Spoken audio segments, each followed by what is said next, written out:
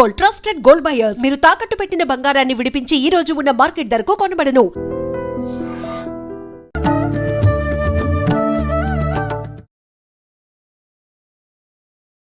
నమస్కారం, welcome to I dream. ధర్మ మార్గం విత్ విజిత కార్యక్రమానికి స్వాగతం.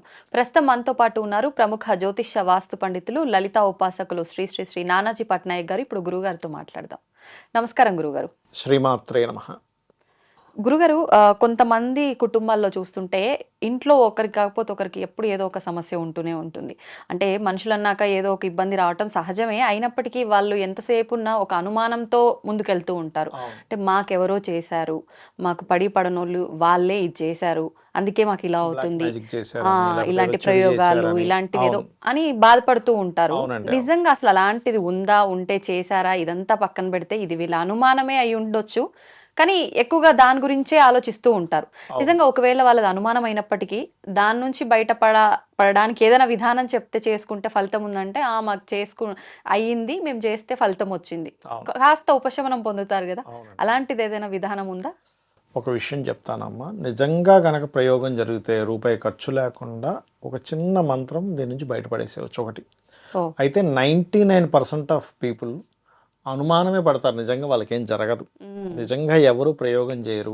వాళ్ళకి నడుస్తున్నటువంటి రాహు మహర్దశ లేదా పంచమం పాడవడం, అంటే జ్యోతిష్ శాస్త్రంలో పంచమం సిగ్నిఫైస్ ఆలోచన విధానం, అనుమానం అన్నమాట. వాళ్ళకి ఎవరేమి చేయరు, ఇలా జరిగిందేమో, కష్టపడ్డు ఎవరో ఇది చేశారు అందుకే నాకు ప్రొఫెషన్ సరిగ్గా లేదనుకుంటాడు. తిరుగుతేగా బిజినెస్ నడవట్లేదు, ఎవరో ఏదో ప్రయోగం చేశారు నా షాప్ మీద అనుకుంటాడు. నిజంగా అక్కడ ఏం జరగదు. 99% ఆఫ్ కేసెస్లో జరగవు ఏమీ. మహాదశలు, ధనయోగం లేని మహాదశ నడుస్తుంది, ధనం తక్కువగా వస్తూ ఉంటుంది, కొంచెం ఎక్కువ కష్టపడాలి ఆ టైంలో. ఇది ఇల్యూజన్ యోగం అంటారు దీన్ని. అంటే ఆ వ్యక్తి ఏమీ జరగకపోయినా ఏదో జరిగిందనే ఫీలింగ్లో ఉంటాడు, ఊహలు, ఊహ ఏదో జరిగిపోయింది, అందుకే నా జీవితం ఇలాగ, అందుకని నేను ఎక్కడికి వెళ్ళినా ఏం చేయించుకున్నా సరే నాకేమీ కలిసి రాదు అని ఫిక్స్ అయిపోతాడు. మన మైండ్ ఎంత గొప్పదంటే మనం ఏది ఫీల్ అయితే అది ఇస్తుంది.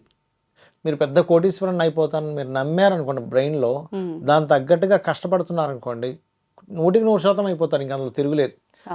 ఇక్కడ మనం ఏమి నమ్ముతున్నాం ఈజ్ ముఖ్యం. అంటే ఏదో ప్రయోగం చేసి నా జీవితం ఇంకెందుకు పనికి రాకుండా పోయిందని నమ్ముతున్నారా, నాకేంటి అమ్మవారు ఉంది, భగవంతుడు ఉన్నాడు అనేటువంటి ధోరణిలో మీరు కష్టపడుతూ వెళ్తున్నారా? మీరు ఏది మీ మైండ్లో బాగా పెట్టుకుంటే అది 100% అయిపోతారు. అంటే ఇప్పుడు మీరు అన్నట్టు ఒకవేళ ఇలాంటివి ఉండవు, ఒకవేళ అలా ఎవరికైనా చేయబడినా కూడా అమ్మవారి పైన నమ్మకం పెట్టుకుంటే దాని నుంచి బయటపడతారంటారా? ఇబ్బంది ఏమి ఉండదు. ఇలాంటివి జరగడానికి కూడా 3 ముఖ్యమైన కారణాలు ఉంటాయి. మీరు ఇందాక అన్నట్టుగా అమ్మవారిని చేసుకుంటే కూడా బయటపడతారు. నేను ఆ మంత్రం కూడా మీకు చెప్తాను. ఏమిటా ముఖ్యమైన కారణాలు అంటే, నిజంగానే చాలా రేరెస్ట్ కేసెస్లో జరుగుతాయి. ఒక కుటుంబం మీద ప్రయోగం చేసేవాళ్ళు, ఎందుకంటే చెప్తా వినండి. ఈ ప్రయోగం నేర్చుకున్న వ్యక్తి దానికి ఎప్పుడు ఏదో పని చెప్తూ ఉండాలి. అందుకని ఆయన పరిచయాలు చేసుకుంటూ మీకు ఎవరైనా శత్రువు ఉన్నారా, చేద్దామా వాళ్ళే అడుగుతారు చాలామంది. నేను అట్లాంటివి చెయ్యను కానీ నా దగ్గర ఈ శక్తి ఉందని చూపిస్తూ ఉంటారు. ఇంకా వీళ్ళు ఎవరో శత్రువులు ఉంటారుగా, ఉన్నప్పుడు వాళ్ళ మీద ప్రయోగం చేయడం జరుగుతుంది. ఆ ప్రయోగం జరిగిన తర్వాత కూడా ఖచ్చితంగా ఆ ప్రయోగం వెళ్ళి వాళ్ళని ఇబ్బంది పెట్టాలని రూల్ లేదు. వాళ్ళ గ్రహస్థితి కనుక బలంగా ఉంది, వాళ్ళ జన్మజాతకంలో గురుబలం బాగుంది, రవి బలం చాలా స్ట్రాంగ్గా ఉంది, వాళ్ళని ఏం చేయలేదు. ఆ ప్రయోగం వెనక్కి తిరిగిపోతుంది. వెనక్కి తిరిగిపోయి ఒకసారి చేసిన వాడికే దెబ్బ తగులుతుంది, ఒక్కోసారి రివర్స్ కొట్టేస్తుంది వాడికి. అంటే ఇలా అంటారు కదా, చేసిన వాడు కరెక్ట్ గా చేయకపోతే అని. అదేం కాదు, వీళ్ళ గ్రహ చేసిన వాళ్ళు కరెక్ట్ గా చేయకపోయినా వెనక్కి వస్తుంది. మీరు అన్నది మంచి పాయింట్ చెప్పారు మీరు. రెండవది ఏంటంటే వాడి శక్తి ఎక్కువగా ఉంది, వాడు మంచి ఉపాసకుడు అనుకోండి, నిత్యము దేవతారాధన చేస్తున్నాడు. ఆ దేవత ఎందుకు ఊరుకుంటుంది? తల్లి పక్కనుంది, ఎవడో వచ్చాడు, కుక్క వచ్చింది, ఏం చేస్తుంది తల్లి? రాయితో కొట్టేస్తుంది కుక్కని, అంతే. అవునే కదా? అది కుయ్యో ముర్రో అని కూడా పరిగెట్టాల్సిందే. అలా ఏంటంటే మంచి అమ్మవారి ఉపాసన, ఈశ్వర ఉపాసన, విష్ణు ఉపాసన ఏదో చేస్తున్నారు, శక్తి ఉపాసన చేస్తున్నారు. అప్పుడు వాళ్ళని ఏ శక్తి ఏమీ చెయ్యలేదు. ఇది 100%. Point number 1. రెండోసారి ఏమవుతుందంటే వాళ్ళ గ్రహస్థితి బలంగా ఉంది కానీ ఏ ఉపాసనలు లేవు, వాళ్ళకి కనెక్ట్ అవ్వలేదు ఆ ఎనర్జీ వెళ్ళి. ఆ ఇంట్లో వాళ్ళకి ఇంకోళ్ళకి కనెక్ట్ అయిపోతుంది. అంటే వాళ్ళని ఏమీ చెయ్యలేక, ఇప్పుడు మనం చూడండి ఏదో కేసులో పిన్ని అక్క కూతురుని చంపేసింది, ఆమెనేం చేయలేక. అలాగే ఇవి కూడా ఏమవుతాయంటే వీక్గా ఉండే గ్రహస్థితి వాళ్ళని కనెక్ట్ చేసేసుకుంటాయి, ఇంట్లో వాళ్ళు ఇంకొకరికి. అందుకే కొంతమంది ఏం చేస్తారు, ఇంటికి రక్ష కట్టించుకుంటారు. రక్షలు పెడుతుంటారు. ఇంటికి రక్ష అంటే ఇంట్లో ఎవరికి కూడా ఏం అవ్వకూడదని. ఇప్పుడు ఒకటండి, అలా ఇంటికి రక్ష కట్టడం వల్ల ఇంట్లో ఉన్నంత సేపే వాళ్ళకి ఏమీ జరగకుండా ఉంటుందా? లేదంటే ఇంట్లో ఉన్నా బయట ఉన్నా ఏమీ జరగకుండా రెండు ఉంటుందా? రకాలు ఉంటాయమ్మా. ఇంటికి రక్ష ఉంటుంది, చిన్న దేవతామూర్తిని ఆవాహనం చేసి మెడలో వేసుకుంటారు కూడా. ఓకే. రెండు రకాలుగా ఉంటుంది, ఇంటికి జీవుడికి కూడా. ఇది మూడో కేసు ఏమవుతుంది అంటే ఎవరు వీళ్ళ మీద ప్రయోగం చేయరు, ఏమీ ఉండదు. కానీ కొన్ని నెగటివ్ ప్లేసెస్కి వెళ్ళినప్పుడు అక్కడ ఉండే నెగటివ్ ఎనర్జీ వీళ్ళకు ఉండేటువంటి గ్రహస్థితి వీక్గా ఉండడం వల్ల తగులుతుంది. ఇక్కడ ఎవరూ చేయరు, ఎవరు చేయరు. ఏమి ఎవరో చేశారు అనుకుంటారు, ఏముండదు. ముఖ్యంగా అందుకే మనకి శాస్త్రంలో ఉన్నటువంటిది ఏంటంటే, స్త్రీలు ఈవినింగ్ వరకు చక్కగా ఫ్రీ హెయిర్ ఉంచుకోవచ్చు, అందంగా ఉంటారు, అట్లా ఉంటే కూడా అది న్యాచురల్. కానీ ఈవినింగ్ తర్వాత మాత్రం ఖచ్చితంగా ఒక నాట్ వేసుకోవాలి. ఎందుకంటే స్త్రీ యొక్క జుత్తు నుంచి వెళ్తుంది పిశాచము అనేటువంటిది. పిశాచ యోగాలు ఉన్నప్పుడు తొందరగా కనెక్ట్ అయిపోతాయి. అంటే అవి జాతకంలో ఉంటాయా? ఉంటుంది. ఎటువంటి వాళ్ళకు ఉండే అవకాశం ఉంటుంది? కొంచెం శని రాహువులు, కుజరాహువులు ఇట్లా కొన్ని ఉన్నాయి. రవి రాహువు ఇట్లా కొన్ని ఉన్నాయి అన్నమాట. ఓకే. కుజరవి ఈజ్ యాక్సిడెంట్ యోగా, అంటే బ్రేకేజ్ యోగాస్ అంటారు కొన్నిటిని, హై టెంపర్మెంట్ ఇచ్చే యోగాలు అంటారు. అయితే అలా ఎప్పుడైనా నెగిటివ్గా ఉండే గ్రహాలంటే ఉదాహరణకి నీచబడినటువంటి రాహువు, దానికి సంబంధించిన మహాదశలు, అప్పుడు నెగిటివ్ ఎనర్జీస్ తొందరగా అట్రాక్ట్ అవుతాయి. మీకు ఒక జాతకుడికి నడుస్తున్న ఒక మహాదశ వల్ల చుట్టూ ఉండే సొసైటీ కూడా అట్రాక్ట్ అవుతుంది. అంటే అలాంటి రవి బాగున్నాడు అనుకోండి, ఆయనకి ఎక్కువ రాజకీయ నాయకులు కనెక్ట్ అవుతుంటారు, డాక్టర్లు, రాజకీయ నాయకులు. చంద్రుడు బాగున్నాడు అనుకోండి, కొంచెం ఎక్కువ ట్రావెలింగ్ చేసే వాళ్ళు కనెక్ట్ అవుతూ ఉంటారు.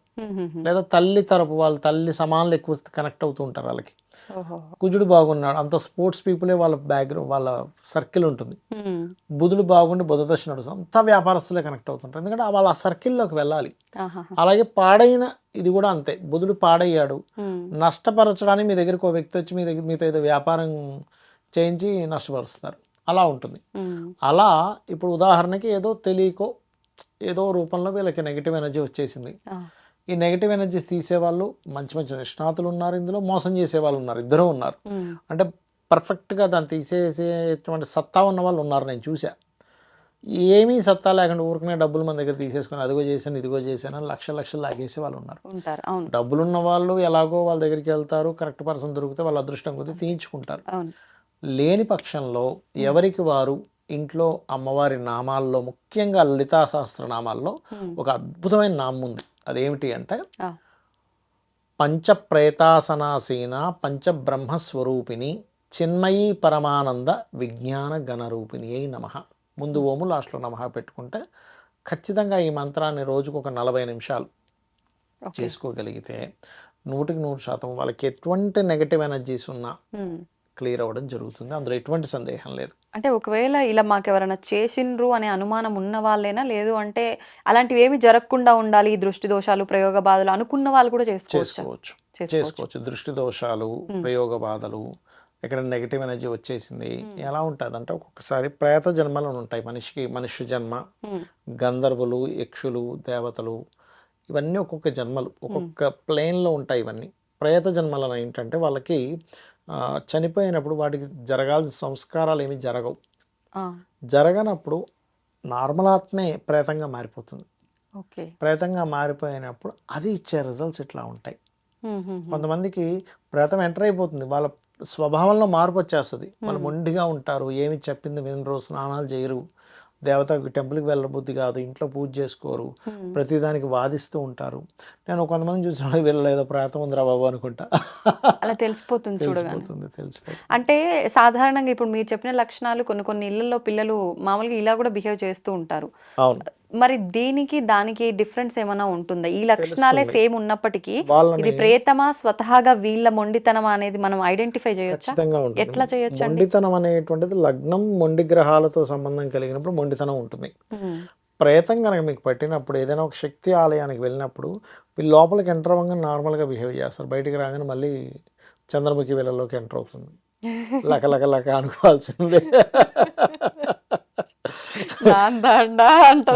అంతే, అట్లా ఉంటుంది అన్నమాట. ఓకే. అంటే మనం ఎప్పుడు ఇలానే ఉంటున్నారా, ఇప్పుడు ప్రత్యేకంగా ఇలా ఉంటున్నారా, ఇది మనం అబ్జర్వ్ చేయగలిగితే ఒక్కోసారి దశ మారడం వల్ల ఒక్కోసారి మార్పు వస్తుంది వాళ్ళ వాళ్ళ ఐడియాలజీలో కావచ్చు, వాళ్ళ తత్వంలో కావచ్చు. అప్పటి వరకు అమాయకంగా ఉండేవారు మొండిగా తయారవుతారు. దశ మారిందా, ఏ దశ ఏమీ మారకపోయినా వీళ్ళు ఇలా ప్రవర్తిస్తున్నారా అన్నప్పుడు క్లియర్లీ ప్రేతము యొక్క ఎంట్రీ అయింది. ఓకే. అయితే ఎవరైనా ఎవరి మీద ప్రయోగం చేసినా అది ఎక్కువ కాలం కూడా ఉండదు. ఒక 6 months 1 yearలో మళ్ళీ దాని ఎనర్జీ తగ్గిపోతుంది. ఓకే. కానీ వీళ్ళు మామూలుగా చాలా లో అయిపోతారు కదా. అయిపోతారు. ఇంట్లో కనుక నిత్యము దేవతారాధన కనుక చేస్తూ ఉదయం సాయంత్రం దీపం వెలిగిస్తే కూడా అట్లాంటివి ఇంట్లోకి ఎంటర్ అవ్వవు. అందుకని ఇంట్లో నిత్యము పూజ చేయండి, దీపారాధన చేయండి అని చెప్తూ ఉంటారు. ఓకే. అంటే ఇప్పుడు ఈ మంత్రం చెప్పారు కదా, మరి ఈ మంత్రం చేస్తున్నప్పుడు ప్రతిరోజు అన్నారు, నియమాలు ఏమైనా పాటించాలా? లేదు పొద్దున్నే ఉదయం నిద్ర లేచి చక్కగా మంత్రం చేసుకుంటే సరిపోతుంది. వాళ్ళకుండే అలవాట్లు ఏవైతే తర్వాత ఎవరి పనులు వాళ్ళు చేసుకోవచ్చు. ఓకే. ధన్యవాదాలండి. శ్రీమాత్రే నమః. దీన్ని తవ్వండి, తవ్వుతూనే శివలింగం. పరమాత్మకు జీవా సరే దాన్ని అట్లా కప్పేసేయండి, చూపించదండి. Krishna is there. మూర్తి పూజ కాదు, సాక్షాత్ బ్రజేంద్ర నందన భగవాన్ ఉన్నారు మూర్తిలో. ఏమీ ఆశించకుండా ఆరాధించే వాళ్ళు కూడా ఉన్నారా ప్రభుజీ? నిజమైన భక్తి అంటే మనకు తెలియదు కాబట్టి